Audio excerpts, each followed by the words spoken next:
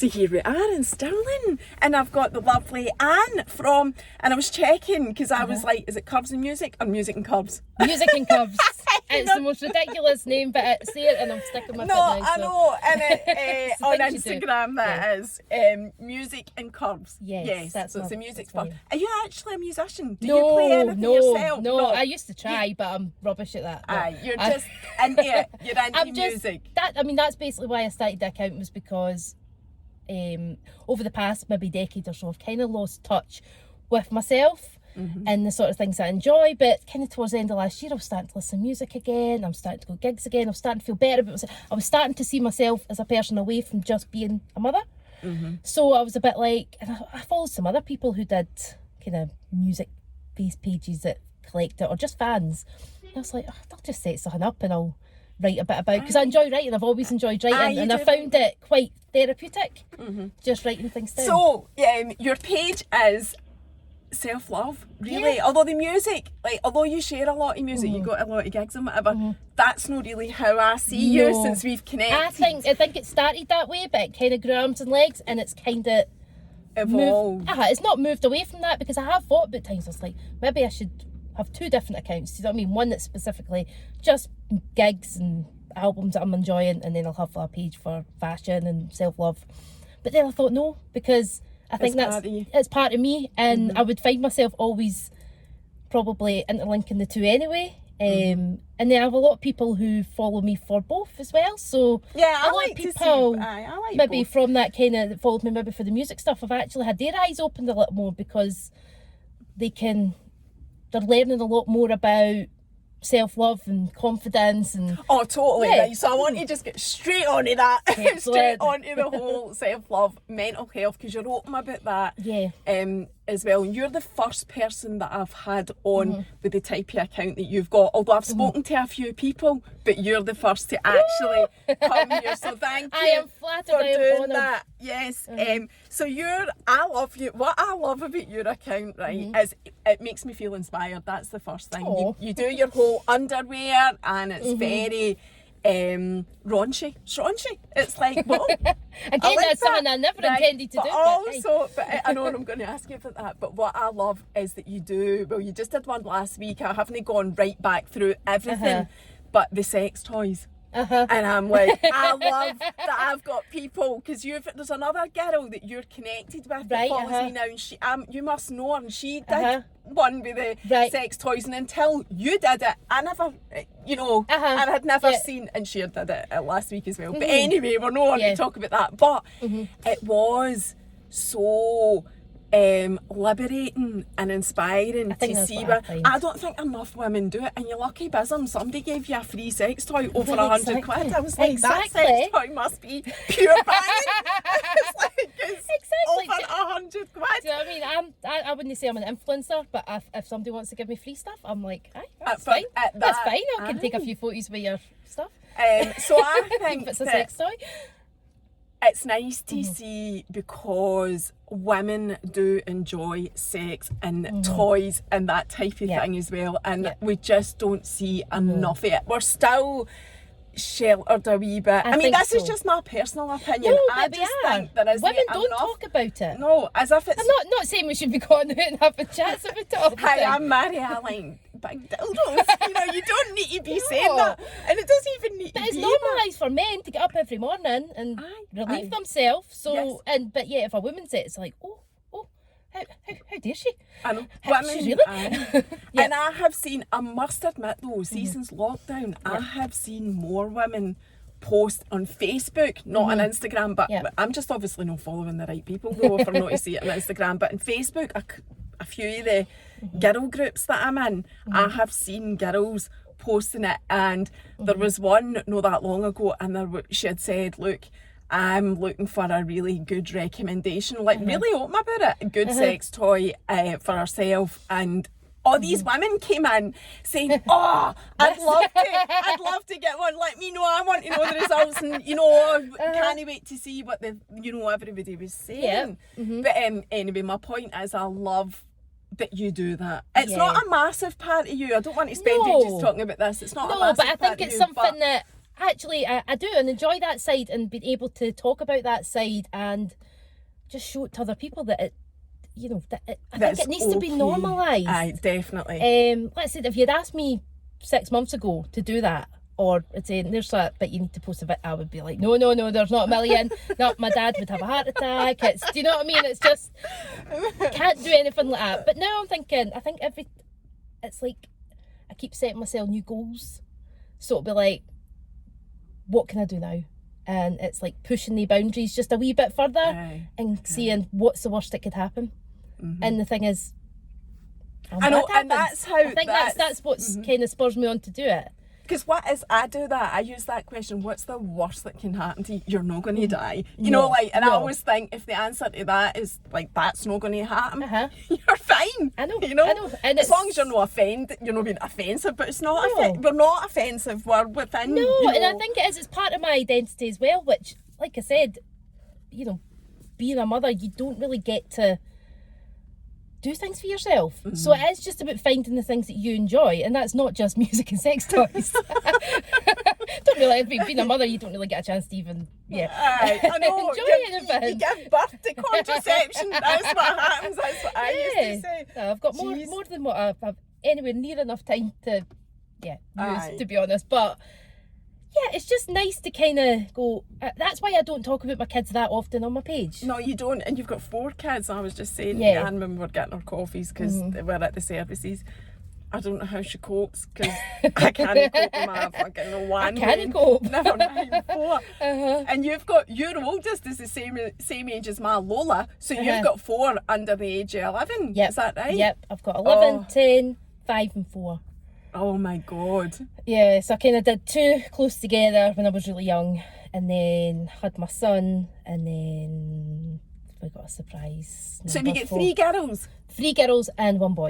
Yes. That's nice. That's They're hard work. You can imagine, you know, it's like even one that's starting to get that hormonal kind of way, and oh my goodness.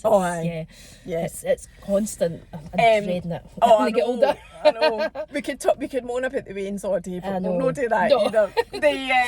The self-love thing then, let's talk about that, going back to what you're saying about starting up your page. Was that a big factor in you setting up your page? I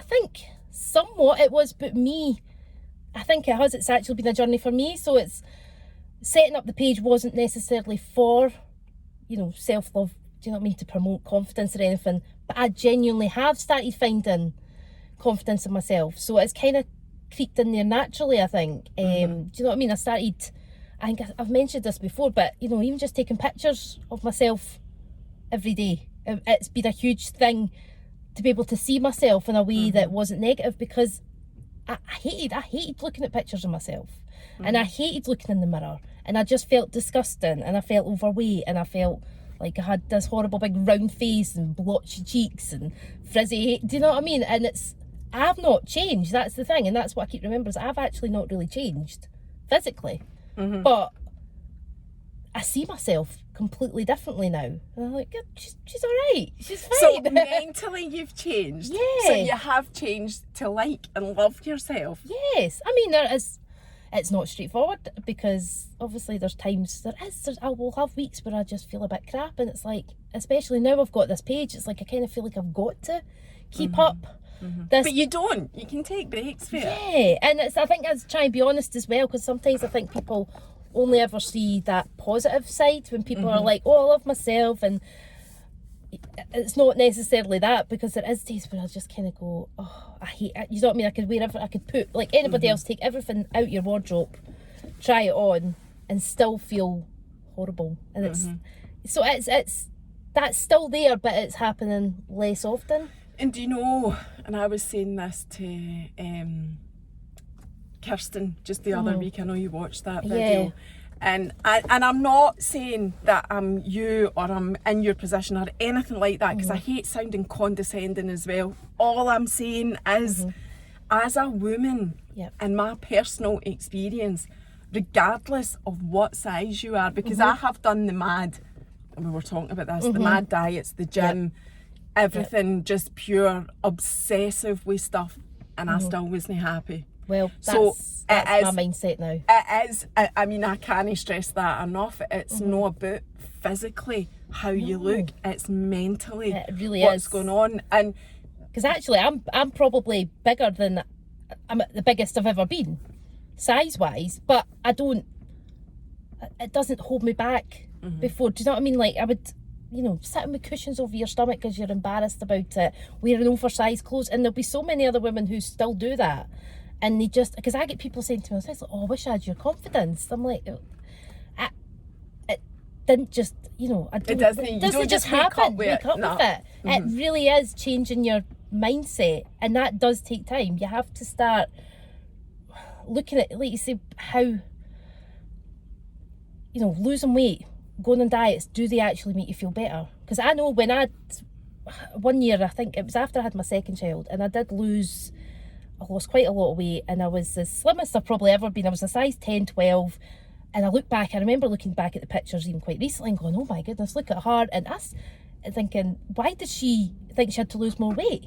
But I still wasn't happy at that size, and now obviously I'm much bigger than that, and it's basically what I'm saying is it doesn't matter what size I was, it's not my weight that's the issue, and it's not. I totally agree. That's I mean, not speaking for you, No, but personally, I totally agree that it's, it's not about, you don't look a certain way or feel a certain way in something and think, oh, that's me, I'm totally fine. I have never been 100% happy with how I've looked my whole life, but then you get to it's such a relief to hear that, because you think it's only you that thinks that of yourself, but then you do mentally, if you work, whatever you do, and I'll ask you what you've done, but if you do work on yourself to mentally get to a place of acceptance, that's what it is. Acceptance. I think that's what it is, and then that leads to the self-love, as you say.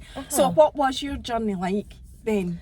Are we talking like way back, or just the whole lot? I don't know, I suppose I've always been, even since I was a child, I was one of the chubby kids. Do you know what I mean? I was never a skinny child, so I was always like, I hate using the word fattest, but I was probably the biggest in kind of primary school. I wasn't huge, but I had a wee bit of a belly and a round face, and so I think it kind of started then, and I would look at the other girls and think, oh, I don't look like them. And then obviously as I got into high school, that just kind of started showing even more, because there was so much more people and there was a lot more focus on looks. I mean, when I was at school, it wasn't cool to say I love myself. Do you know what I mean? No. You don't say it in Scotland. No, but even now. I don't go about saying it anyway, but I know, I'm still uncomfortable saying it. It's mad. But to actually make out that you're okay with yourself, that's just not a thing. It just wasn't a thing at all.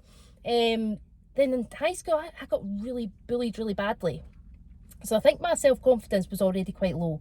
And then I started getting bullied by people who I thought were my friends. They just started excluding me. And that totally knocked my confidence even more, to the point where I stopped going to school. I was smoking when I was about 13 years old, which terrifies me. Things like that. 13, did you say there? Yes, 13, I know that gives me the fear. Yep. I was occasionally dogging school and going drinking with friends. That kind of behaviour terrifies me as a mother now. I mean, that's just what kids do, but I hated being in school so much. I hated being around people that, by the time I was legally allowed to leave school, I was like, I'm out of here. I'm not staying here. I hate being here. And I went off to college, and my confidence did increase a wee bit round about that sort of time, because that's the time I was maybe 16, 17, I was starting to see boys. Do you know what I mean? It was, and I don't want to say that gives you confidence, but it does give you a bit of confidence when you've got that going on in your life. But I was still very, very self-conscious, and a lot of people don't actually realise how quiet I used to be, because they'll look at me now and they'll go, how can you, I genuinely had really bad social anxiety. I would never have done anything like this maybe about a year and a half ago. You're joking? No. Only a year, you are joking. No. Well, I've only had you a few months on Instagram, but it's that whole thing about perception, but that's how new this is for you, accepting yourself. And it's been a really strange, because I think now when I look back, I think it was a lot to do with my mental health. So I didn't like myself. I didn't want to be seen. I didn't want to be heard. So if I was in a group of people, I would just, there wouldn't be a sound out my mouth, and I would just want to blend into the background, which a lot of people do, and that's fine. And I still am a bit like that. But I would never have known. I met you 10 minutes ago in the Get the Costa, and you were as chatty as me, so that's quite chatty. I don't know what happened to me. I never used to be a chat. I mean, I've always had a lot to say, but I actually just felt like nobody wanted to hear me. It was that kind of, it was like, nobody's interested in what I've got to say, and, doubting yourself as well. And I think when I talked about the bullying, do you know what I mean? When I was at school, and the people who were bullying me were the people I thought were my friends. So I think it was that, you doubt yourself, and you're thinking, everybody you're around, they don't like me. And I've still done that through my adult life. When I go into workplaces, I think, oh, they're maybe being nice to me, but they don't like me. And I like to think that people were excluding me, but I think I was excluding myself a lot of the time, because I didn't want to get hurt, so I would kind of withdraw from people and just kind of do my own thing. Do you still do that to a certain extent, do you think? Or are you completely Well, I think I've been thinking about this recently, and when I go to gigs on my own quite a lot now. And I think that's obviously because I've got the confidence to do it now, but I think there is an element of that where I'm quite a happy person on my own. Maybe that's always been the case, but I felt really self-conscious to ever admit that. But now, it's like, even when I go out with people, I still find myself sometimes doing my own thing, and maybe I'm just kind of a bit of a loner in a sense, but a happy loner. Does that make sense? Aye, but that's all that matters, so long as you're happy. That doesn't really, it does. I don't think justify. But that. So I think it was just after I had my 4th child, I started finally taking antidepressants. And that's the 4. Oh, did you? 4 years old. That 4 years ago. Right. And I do think once I started taking antidepressants, that really helped with the social anxiety side of things. Was that the first time in your whole life that you'd actually taken anything for it? Pretty much. I think after I'd had my first daughter, I had postnatal depression, and I'd started taking something, but then I fell pregnant with my other daughter, so I stopped taking it and never went back to it. And when everybody talks about taking something medication-wise, I'm just like, do it. It's sometimes the best thing for you. I couldn't imagine what I'd have been like if I didn't start that, because I think not everybody needs it. Some people can work it out otherwise, but that just gave me the wee push that I needed to. Obviously, it didn't solve any problems. I still had the same stresses in life, but it gave me a clearer head that I could take things on. And my attitude around my children changed. I wasn't snapping quite as much. I was, if I was going out and meeting people, which was something new, because I'd like even like shied away from like baby groups and stuff like that, because I was like, because that social anxiety just creeped in. No, can't do that. But then after that, I was meeting people, and I was making friends with them, and it was like, this is strange. I'm not used to this.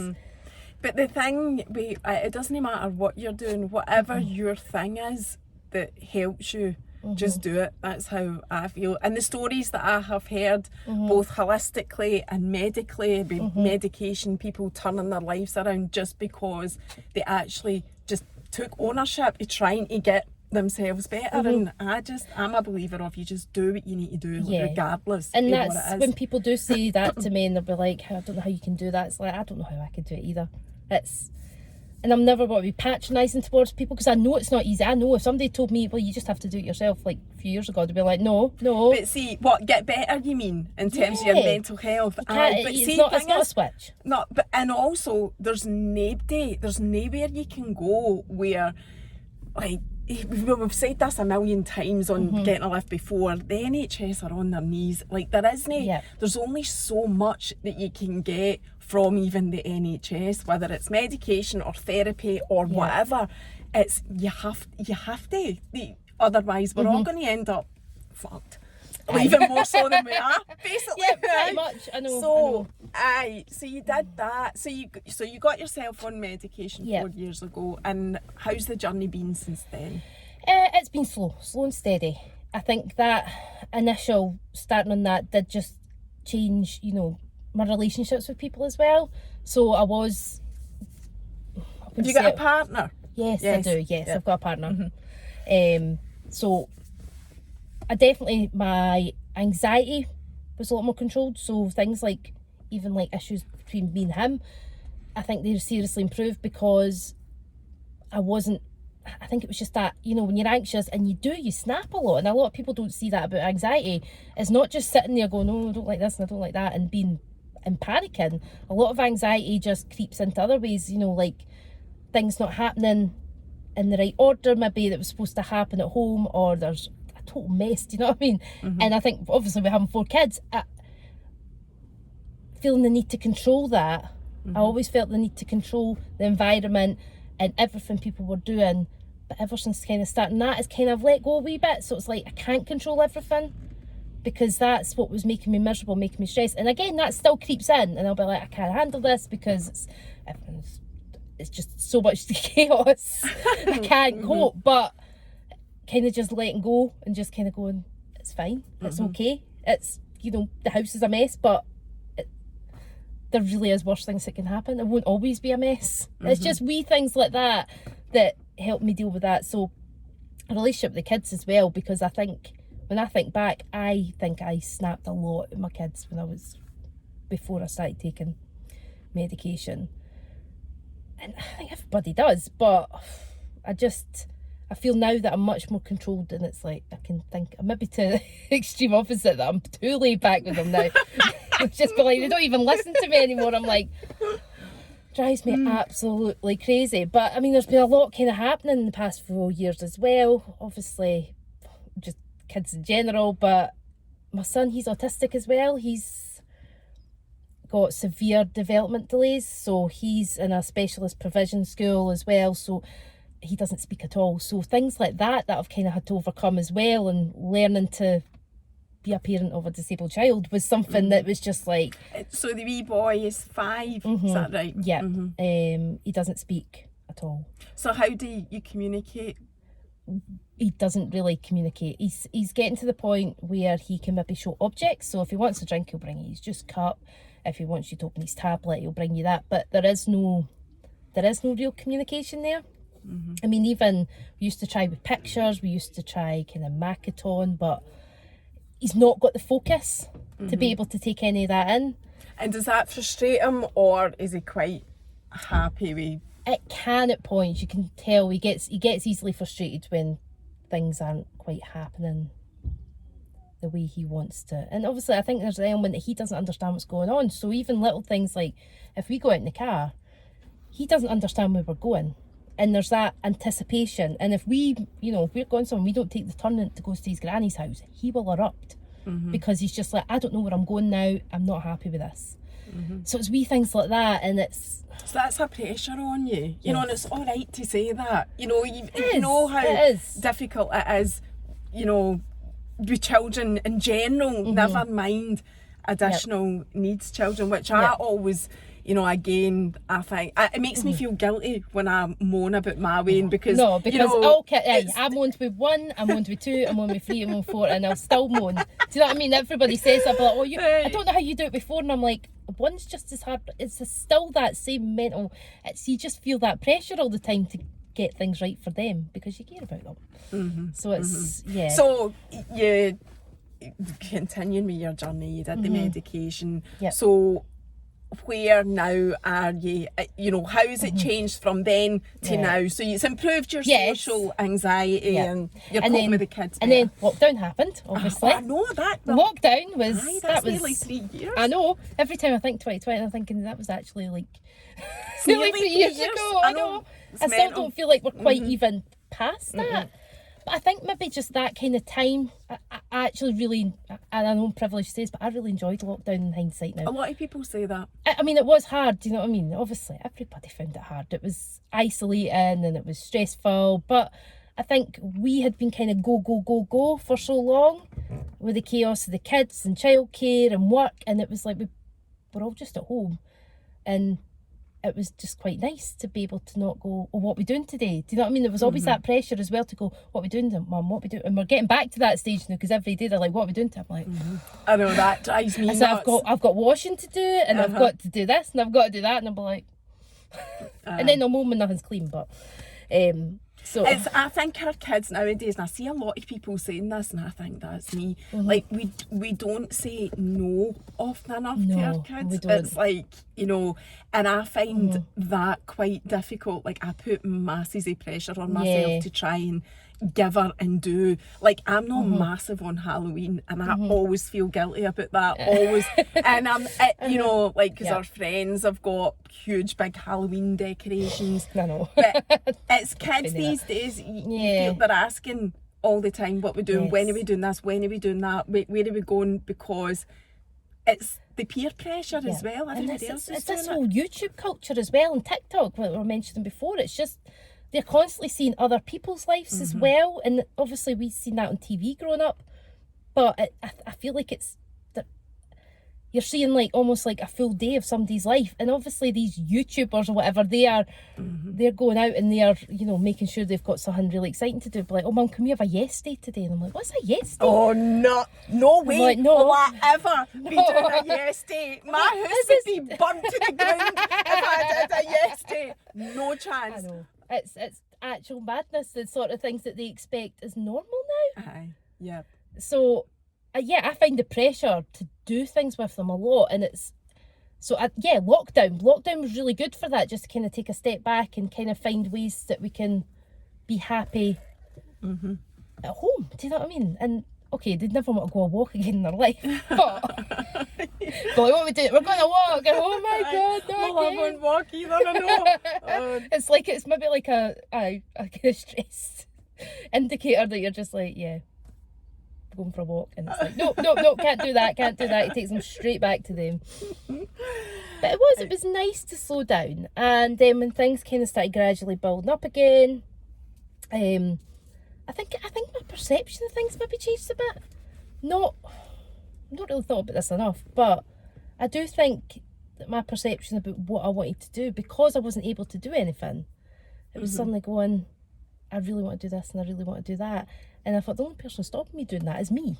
Obviously, there was lockdowns, but... Is that when you started your Instagram page a year and a half ago? No, it was just in January. You're joking? Just this year? Yes. And your page is what, 13,500? Something like that, yes. Aye. It kind of just jumped. It just was like, it was kind of gradual, and then all of a sudden it was like, boom. So then it stopped again, because I think I got what they called the shadow ban. Yeah. Yeah, so I kind of got that. I think I'm always in that, but I don't know. Although it started, actually, the past few days it started creeping up again. I'm like, oh, maybe I'm getting out my wee shadow ban. Were you doing reels and stuff? Is that what? No, when I started it, I was literally just posting stuff about albums and gigs. It was actually more of a nostalgic kind of thing. I think towards the end of last year as well, I found like I kept all my old gig tickets and stuff. So it was that kind of sense of nostalgia. And I was like, oh, I love that band. And I started getting back into it. So I was like, I wanted to share that. I just wanted to talk to somebody about it. And that was how it started and grew. And then you became more geared towards the body positivity and the underwear, which is all lovely. How did you get into that? The kind of, the underwear side of things. Honestly, and more so the body positivity, because that's I think just they've all kind of fed gradually from the other. I mean, I've always loved nice underwear, but the past few years I have just been wearing like something comfortable. So I think it was like I'd followed other girls who were doing a lot of this, so I was seeing nice things, got myself some nice things, and I think it was just through them kind of going, oh, if you sign up to this, it's like a kind of app thing, and the likes of Comfy Cake's on that and other brands, and you can just do, it's like missions type thing, and sometimes they'll give you freebies and stuff. So it was kind of just was like, I'll just do it, I'll see if I get something, and they took me on. I was like, oh. So I was like, okay, here we go. I'm going to have to do this. And that was it. And did that give you a wee confidence boost to do it? Like, I'm trying to think, what day, do you remember the first day that you got your lacy underwear on and did a picture? Well, I think I did one beforehand. I think for me it was more of a, because I've been talking a lot more about body positivity, and one of my big, it's my stomach. It's always been my stomach. I still hate it, but I find things that I don't hate about it as well. But I've always had really bad stretch marks and stuff, so I think I posted a picture in my bra and it had some of my stretch marks, and that was terrifying for me because that was well out of my comfort zone. But as a woman, I love to see that, and I know there'll be loads of other women. I think that's what was for me. I'd been watching probably, kind of going back to the past few years, I have been watching other women, bigger women, or just women who don't fit that preconceived the mold mold that's out there. Any magazine you pick up, even slim women, but slim women who have normal, do you know what I mean, just normal bodies, which we all have. And I really enjoyed that, and I found that really inspiring, seeing other people doing that, and just being able to look at something and go, but that body looks like mine. And I almost found it quite fascinating, going, oh, and maybe a slight uncomfortableness about it to begin with, because you're like, oh, that's kind of what I look like. But then I think, looking at them, going, if they can do it, then why can't I? And was that kind of what? Kind of, yeah. So it was like wee bits, and then I think I got the feedback from people going, thank you for sharing this, and it's nice to see that, and them saying the same to me. And I thought, well, but I almost felt like a duty. Suddenly it's like, I need to represent unconventional body shapes, because even though you get curvy women, there's a certain kind of mould for curvy women as well. It's like they have perfect big boobs, tiny little waist, and a lovely big bum, and their skin's totally flawless, and they're absolutely stunning. And there is women like that. But the majority of curvy women don't look like that. They've got rolls in their stomach when they sit down. They've got cellulite. They've got skin issues. They've got stretch marks. Do you know what I mean? And I think when you see that a lot more, it does make you feel better, going, I'm not the only one. Sadly, putting yourself out there, and I speak for myself with this as well, and I just got a message this morning, because of the way, I don't want to throw stones at any groups of people or anything like that, but because of the way society is, putting yourself out there as a woman invites unwanted messages. That's the best way to put it. And I just got one this morning. Don't be frightened, I just want to get to know you better. And I'm like, don't be frightened. You should have seen me this morning when I saw that fucking smiley face on the tie. You're the one that would have been frightened. I was chuckling to myself, don't be frightened. Yeah, there's a lot of that. But and also, I'm going to say this, right, because this happened to me years ago when I was first on social media. I got a message from a girl that I knew, her husband messaged me, because you were talking about somebody had messaged you, and I know you've said this, so I'm not saying anything that you've not said on social media already.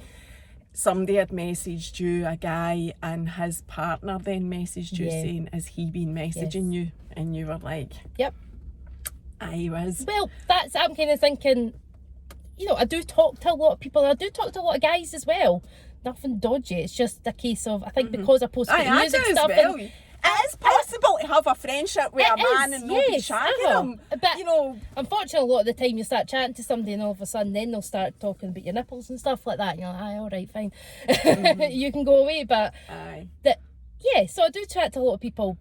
But I think this one in particular, it's been quite relentless. But that way you start to feel sorry for somebody. You think, oh, maybe they're a wee bit vulnerable. I think he talked about his wife leaving him, and so I was like, right, I'll not respond to messages. She had actually left him? No, I just said... No, his wife he did split up with his wife. That was years ago. He now had a new partner and never mentioned her once, so... But like I said, she asked me for the messages, I just sent her the screenshots, because I know personally I'd done nothing wrong. So, yeah.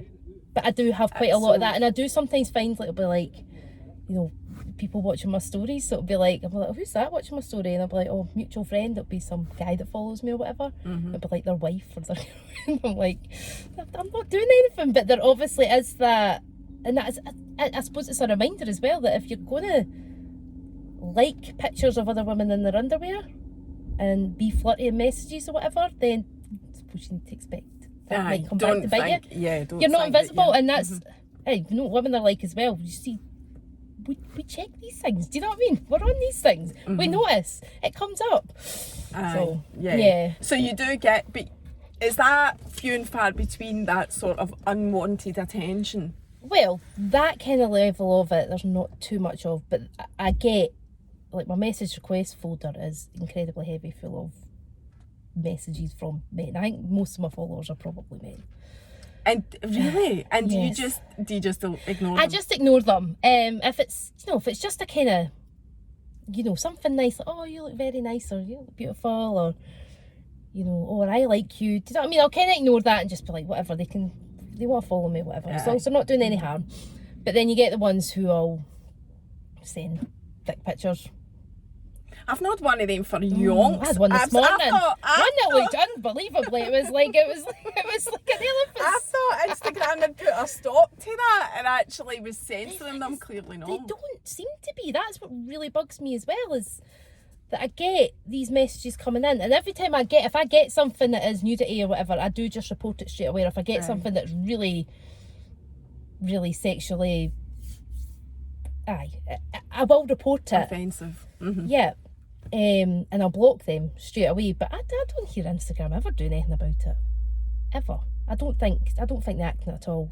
They definitely don't put anything officially out, but I just thought that they had. I don't know why. I mean, I've thought been sent links from random accounts, like to accounts where there's nudity out, and you're going, how can they get away with this? And then I know a lot of the women who do similar things that I do. I was going to ask you about that, getting banned or taken down or whatever. Yep, pictures getting taken down for not even showing anything inappropriate. But it's like, I think Instagram tried to claim it's like bots that basically scan things, but Have you ever had that happen? I had one picture taken down. It was not long after I started doing underwear stuff, and my following had been going up at that point, and it was growing like very, very quickly. And then one picture I put up, and it was one of the Curvy Cape things, and I think I wrote the word boobs in it. I don't know. I can't. I think it was. I had that in it. I mean, it wasn't any more revealing than anything else I'd put up or have put up since. But it got taken down. There was no explanation. For some reason, I couldn't even appeal it. And then after that, what I found was I was no longer getting followers, and things like story views were going right. So it was like, and then I looked into the whole shadow banning thing, and it's like, it's a thing. It's like, they don't tell you.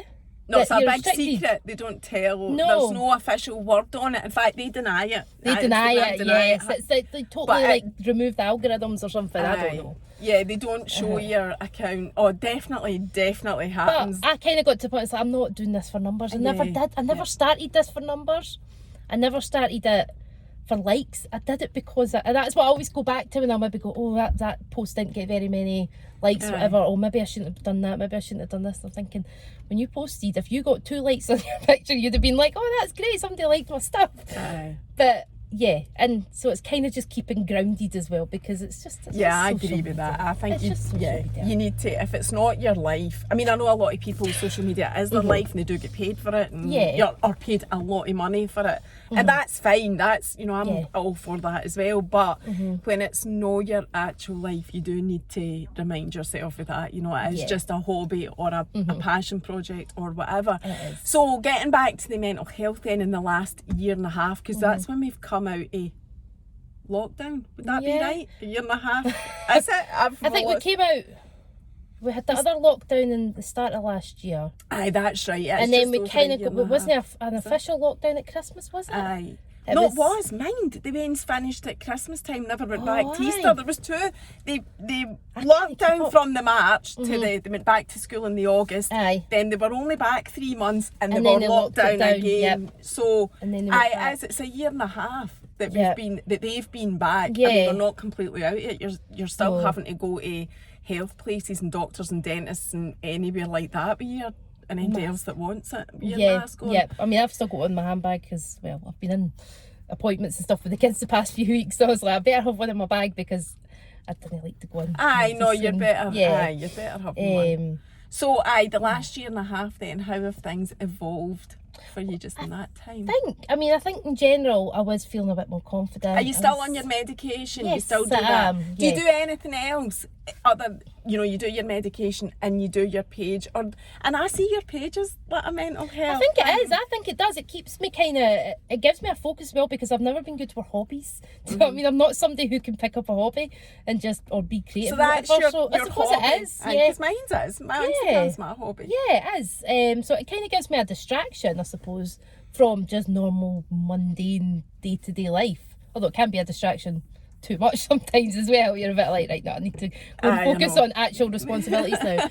I mean, that's one thing as well. Now that I'm like going, oh yeah, I'll take this stuff and I'll do the pictures and whatever, but I don't realise how much time actually goes into these things. That's something I didn't really get. But like, I got back from holiday and I had like all these things I had to suddenly, I'm like, right, okay.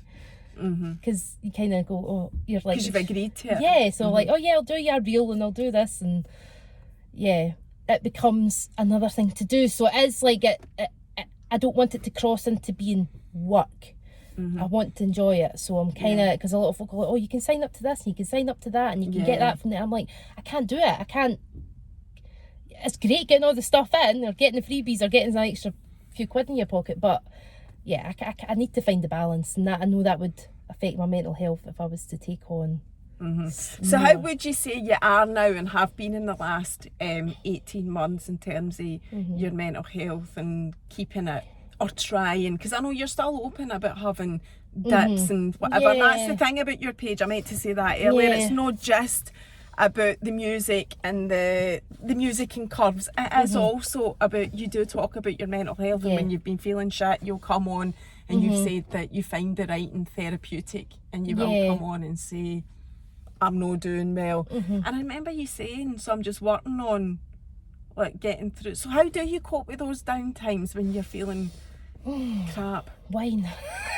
No. I mean, that plays a big part in it for the sanity side of things with the kids. But yeah, I think sometimes it's just finding a different distraction as well. Let's say Instagram can be a distraction, but I think just kind of getting away, maybe doing things with the kids, going out for some fresh air, just simple things. I don't get a lot of time for myself, but I do find, again, the kind of music side of things, when I go to gigs now, that is my kind of place where I can just be completely me and just feel like I've escaped. It is like a really good form of escapism. Yeah, music is a well-known form of therapy. The way that you do it, even just jumping in the car and going for a drive and blasting some tunes, I love that. It just kind of gives me that headspace, because especially with the kids, it can be so, it's just constant. But I mean, yeah, getting a wee night out, getting on the train, going for Glasgow, having a couple of drinks, going to see a band and come back, I feel so refreshed after something like that. It just kind of helps me refocus, I think, and just kind of go, right, okay.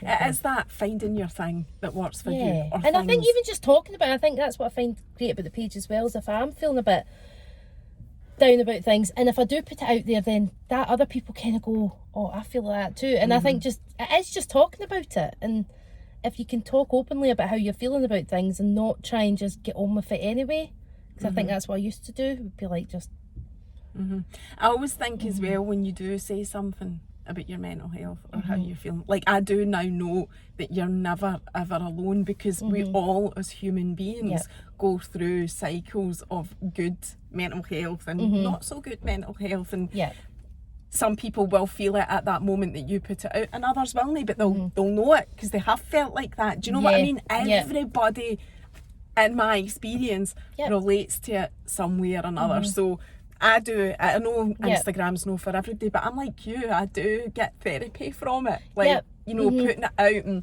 people messaging me back. And it's sometimes easier with people you don't really know. Yeah. Because, people like talk to talking to a friend or family, that's great, but it's sometimes you kind of just want to talk about how you're feeling without judgment as well. And if, people that know you will be like, oh, but why are you moaning about that? Because you've got this and you've got that. And it's that they're already going to have a kind of preconception or have some sort of judgment about what the issue is, not actually just listen to how you're feeling. And that's something I'm really trying to take on myself as well when I'm talking to people, is try not to make it about me either. So it's like, just letting them speak, let them get that out there, and just simply listening as well. And people don't always want advice. They just want to speak. They just want to get it out spill there. it out. And I think that need to give advice all the time. A lot of people are just like, well, you can do this and you can do that. You know, there's nothing worse than if you're feeling low. Just go out and get a wee walk in the fresh air and you'll feel better. No, I know. So it was only that simple. I know. And I really try never ever to do that because sometimes it does help though. I know. There's no doubt it does but help. It's about, I mean, somebody just messaged me this morning because I'd put a post up last night because I'd related to something on Twitter and I shared it saying this was me. And, you know, just because in that moment I totally related to it, so I shared it. So somebody had messaged me saying, how did you deal with that? What advice can you give me? I don't even like getting asked for advice. That's how bad I am. I know, I always find that. So I say, look, the best advice I can give you is find what works for you. Like, what worked for me isn't necessarily going to work for you. Find and stick to it and don't give in. And there is an element of that, don't give up, because it's no, as you said already, a switch where you just go, oh, that's that wee switch on now, I'm fine. You have to work at it. I think so. And I think a lot of it's reflecting and being able to reflect on things yourself. And I remember speaking to the mental health nurse when I first went to get support. And she... Was that in your local GP office? Yes, it was, yeah. I had went to see my GP initially and she was fantastic. I mean, she just listened and let me speak about things that were getting to me. And then she was like, right, what I'm going to do is I'm going to send you to the mental health nurse. And then I kind of did the same with her. And again, she was great. She just listened. But she said that I had a good insight already. She says a lot of people don't have that insight to realise. Yourself, self-awareness. Yeah, to understand what the issues are, or to even know how you're behaving, how it affects others. Because I think she said that was one of the biggest steps, was being able, that insight into yourself. And so what was it? That's interesting actually. What was it for you that tipped you? I'm using this language, but maybe it wasn't something that tipped you over the edge. It kind of was. I think my fourth pregnancy was unplanned and I found it really, really difficult to accept that I was having another child, to the point where I actually did think about termination. And again, it's alright to say that. It is alright. I was embarrassed. I was embarrassed that here I was pregnant again. And that sounds ridiculous now because I know it's a great thing really, but it was at the time, you know, my son was only I think about 7 months when I found out I was pregnant. And I'm just like, I don't think I can do this again. But that, because I felt ashamed of myself, I think that tipped my mental health lower and lower. And that pregnancy, I did not enjoy that pregnancy at all. Not because it was physically difficult or anything, just mentally I wasn't in a good place. And I remember through the pregnancy going, I need to get this sorted once I have her. And obviously once she was born, and then I could find, the first few weeks were fine, but then after another few weeks I was like, no, my mental health is just deteriorating, and I need to be strong for my kids. I think that's what it was. It was like, I can't really let this get on top of me. So it was like, right, no, I'm going. And I forced myself to go to this appointment and go. And I basically did say, I think I actually had seen the mental health nurse while I was pregnant, or did I? I can't remember. Because you do get, whilst you were speaking there, you do get pregnancy. There is I can't remember what it's called, but there is a mental health condition that is known for, you know, certain women who are pregnant whilst you're pregnant. Oh no, now I think back, I actually did get offered, it was like a special midwife for mental health issues, and I actually did ask, and I never got anything from them. I think I'd went into a kind of midwife appointment and says, look, I was really low, you maybe see from my notes that I didn't want to go ahead with this pregnancy and things like that. Oh, did you say, had you spoken to them about that? Yes, I had. I think in my initial appointment I was like, I'm going to be completely open about this. I'm not in the best place, but I want to, obviously for the sake of my baby, I want to do this. So yeah, I did actually ask for the support when I was pregnant, but never heard a thing, never got anything.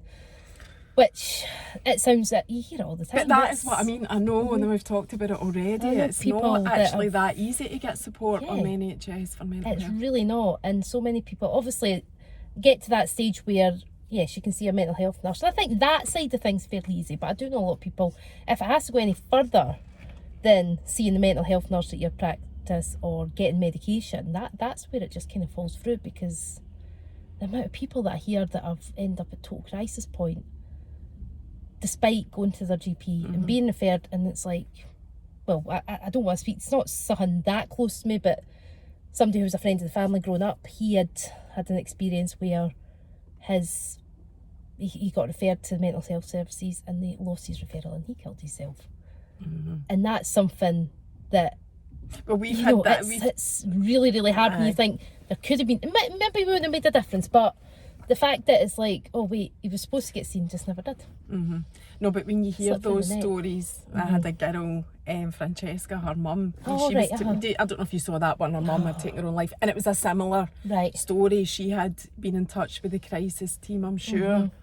And she'd been let down as well. I know, it is so heartbreaking. I mean, I still think as well sometimes it's maybe that wouldn't, would have that made a huge difference? But the thing is, you just don't know. No, you don't. I know, it's all ifs and buts. I know there is that as well. For me, yes, for you, going 4 years ago, what was that conversation like? I can't really remember now. I just remember kind of going in. I think I knew I wanted medication, and I just wanted to start, and I just wanted to it was like just a step that I knew I had to take. So I was already going in, I already had that, like they said, that insight to go, this is what the issues are. And so they were quite happy just to give me medication. So I started. Were you classed as postnatally depressed, or? I can't remember. No, it wouldn't really make any difference. No, I just wondered. I did have postnatal depression with my first, which was pretty bad. I think I remember even, thinking back, I'm thinking, oh my goodness, how bad was that? And you never took anything for that at that time? I did start. It took me a long time to start. I was really, really reluctant to start because I was like, oh, I don't know how this will affect me as a person, because you read all these stories and you think, oh God, am I going to just be like a zombie, or is it going to make me ill? Is it going to make me not sleep? Do you know what I mean? You read too much into side effects. And even now when I talk to people about starting medication, they say that, they'll be like, I'm scared to start taking it because a lot of people say you just don't feel anything anymore. And oh yeah, there's that whole sexual thing. Actually, when you don't orgasm, apparently, if you're on it. And I think I've heard men even mentioning that as well. So I can see why that apprehension. But I think that needs to, I think you need to look at everything else as bonuses, I suppose, in life. And if you can get your mental health back to somewhere, because I think I'm getting to a point maybe where I could maybe start reducing my medication. I'm not sure if I'm wanting to do it or not. I think there's part of me quite scared to come off it now because I've got to a good place, and I'm scared if I come off it then I'll maybe just crash again. But I don't think they don't advise you to come straight off it anyway. No, they don't. And I don't really want to take it for life, but at the same time, if it helps, I felt so much better since starting it that I don't want to lose that. And I've heard so many people saying the same as you, like what you're saying about wanting to come off it, came off it, lasted a few days and went, oh no, this is absolutely canny. And I think for me it's more of a being able to cope with things. It's just being able to cope with all the stuff that's going on, because I don't think I think my anxiety would completely take over again, especially with the kids and the different stresses that are happening at home. That I think that just wouldn't put me in a good place to deal with that. And I need to be in a good place to deal with them and to be strong for them. The good thing is, if the doctor or the medical professionals aren't, saying you need to be doing this, then you don't need to do it. Do you know what I mean? You do what you... Saying that, I have been asked to go for a review. But still, a review, I'm sure is. I think in the past they've just kind of, well, how are you feeling? Do you still want it? And they're like, that's fine. They don't. I think a lot of the professionals as well, they know how to stretch mental health. So, and if they've got people who can take a pill every day and it helps them, then they're going, that's good, that's working. Because it keeps you away from any other service if it's keeping you, And I think balanced. For me, it would probably, I don't know, I think I would probably be drinking more, do you know what I mean? Stuff like that if I didn't have that. I might find other ways to deal with it, which I don't think it's not good. It's not good for anybody. No. So So I'm conscious of time. I just wanted to quickly say about your kids, because we've spoken about them, and you don't share your kids on social media at all, because it's only recently that I realised you had 4 babies. So I think it's quite nice. I think a lot of people do get that. They're like, what? how do you, yeah. But I think it's quite nice for a page like yours for you to come and chat like this and to get that wee insight to, you know, you're a maw with 4 weans, but you've got this page. You're not a maw page. No, although you are a maw, but you're not a maw page. No, you're and a I think page I thought you. about that before, because I could write about my kids and share hilarious stories all the time about them, but I've made that decision not to. Aye, because it's yours, and I think that's the page is yours. Yeah. And I think that's totally fine. Yeah. You know, well, of course it is. It's up to you. And I think it does. I have had points where like, do I share anything about them? I don't pretend they don't exist by all means. You know what I mean? But I think for me it is much better to focus on being me, and I can be me around the people, the kind of community I'm with there. It's not all about the kids. Yep. And my whole life has been like that. Aye, and I love that you do that, because again, I do think there's certain pressures on parents, mums and dads, to be a certain thing or be a certain way, and there's hardly ever any focus on but you and what you're doing for you. You know, like we don't talk, it's not a thing. To talk about what maws are doing for them. No. And I know it's hard to do things for yourself when you've got kids, but that's one of the hardest things about any of what I'm doing just now is I feel selfish. But I've been reminded it's not selfish, it's selfless. Yes. It's try to change that as well, because like going out to gigs and stuff, and or going for a night, or just going out myself, and it's amazing. And the kids will still guilt trip me big time, but but it's, as you say, self-care, it's self-love, and you can't pour for an empty cup. So if you're looking after yourself, you're actually giving them the best version of you. And I think that's need to normalise it with the kids as well, that mum has a life that isn't just being mum. Oh, I have to say that to Lola all the time, and even that like grinds my gears. I'm like, I'm actually a person. I know. You know, I want to do my own thing. You talk about what, be a grown up all the time so you can do this, that, or the next thing. Then this is why I'm doing it, because I'm an adult and I'm allowed to do things to myself. Do you know what I mean? Aye. My life doesn't revolve. It does revolve around them, but it's been very liberating to find who I am without being a mother, because I became a mum when I was 21, so I didn't really get that chance. And I think sometimes I joke and say maybe a midlife crisis or whatever, who knows. I've been in a midlife crisis for 25 years. I had my kids really young. I didn't get a chance to do the things that I really enjoyed, so now this is my time. Well, it's not my time, it's shared time, but it's... And that's what I like about your page. It is so liberating, like I've said. And I think that's a nice little piece to end on, saying that. Thank you so much. It's been a delight chatting to you. Thanks. Bye.